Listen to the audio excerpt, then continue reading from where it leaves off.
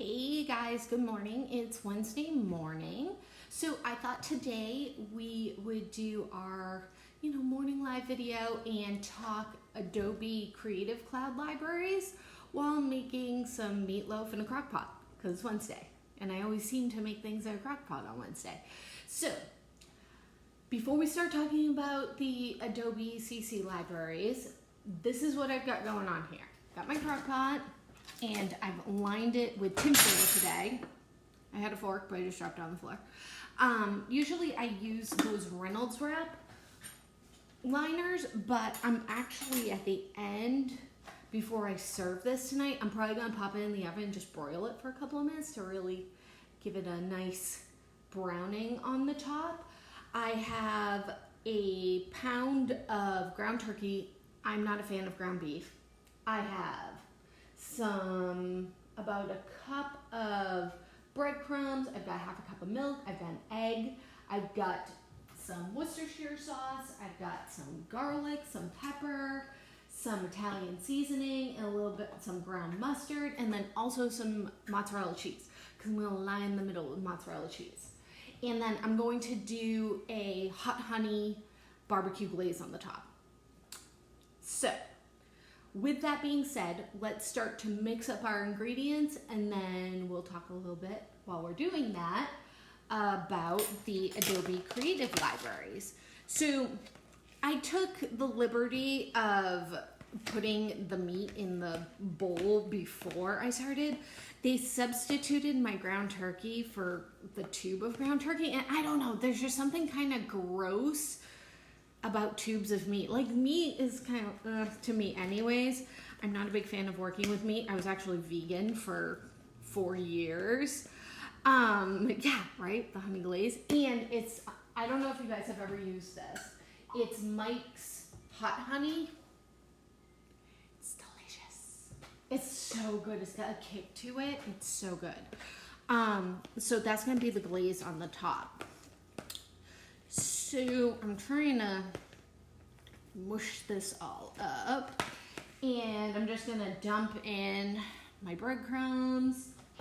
I'm gonna dump in the half a cup of milk, and it's a little bit under a cup, a little bit under a half a cup, because when they did the substitution, I ended up with a little bit less meat. And then 1 egg, which is good for kind of binding it all together. And I like to do, again, I like to do the ground turkey because I feel like it's healthier, but also because I just don't like ground beef. I'm just not a fan. So good generous couple of sprinkles of Italian seasoning, a good sprinkle of pepper. I don't measure anything. I'm a bad cooking show. A little bit of ground mustard, kind of a tap, and then some Worcestershire sauce, and then a good hunk of minced garlic. I forgot my spoon. Good kind of teaspoon of minced garlic. And then again, just get in there and mix it all together, which is always the grossest part.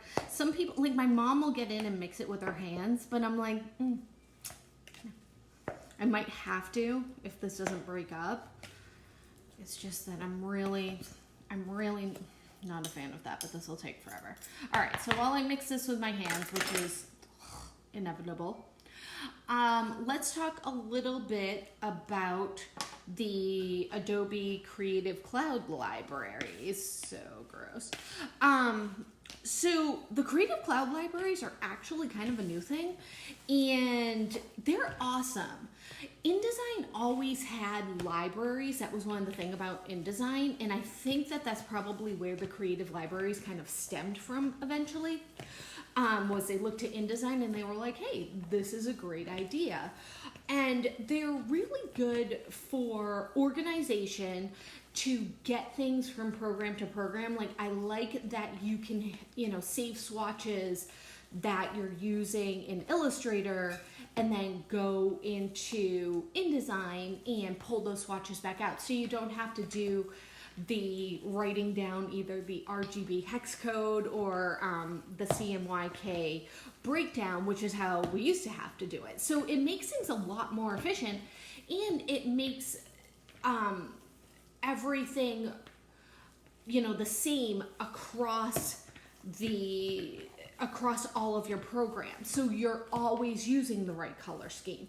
And if somebody else opens up your file, you're sure that they're going to use the right color scheme. So that's really a great thing about the CC libraries, is it helps you to ensure consistency. So when I was doing direct mail for a long time, I always used the library feature because we had customers who were just super particular. I know, right? Customers being super particular about what it is that, you know, how they wanted things to look. Some were told at one point about, you know, what font was being used.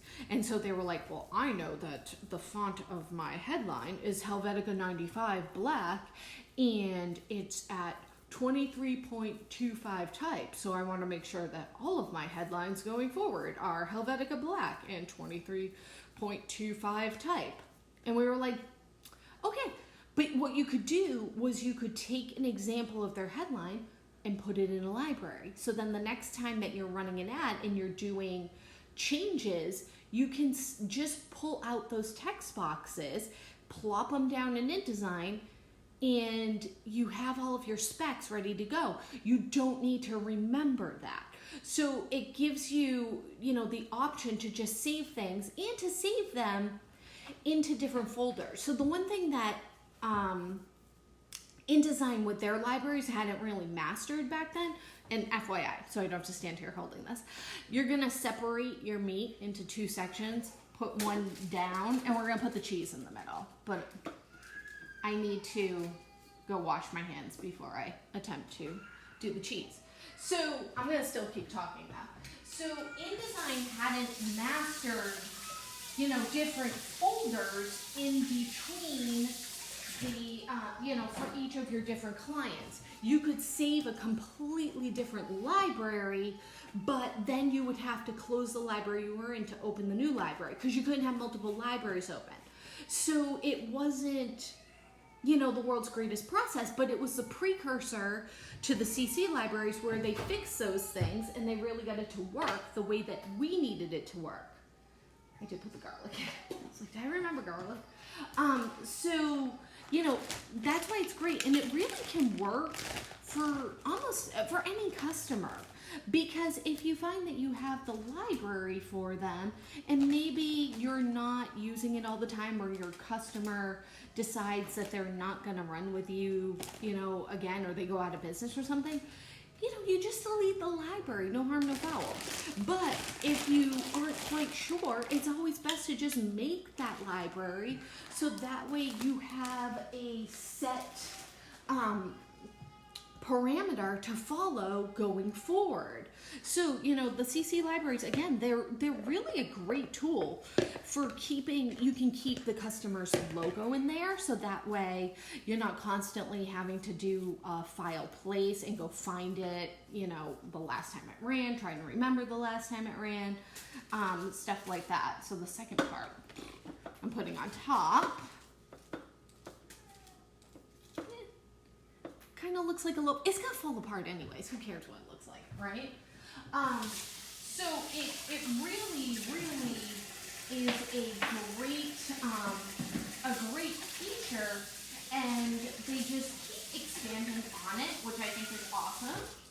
One of the programs I find, randomly enough, that really had the best use of the CC libraries, where I felt like when you go from program to program, this is the one thing that I'm not a big fan of with Adobe, is they don't work consistently the exact same way from program to program. There's always like something that's like a little bit different about how it works in this program as opposed to how it works in this program. But the program that I always found that it worked the best in was Dreamweaver.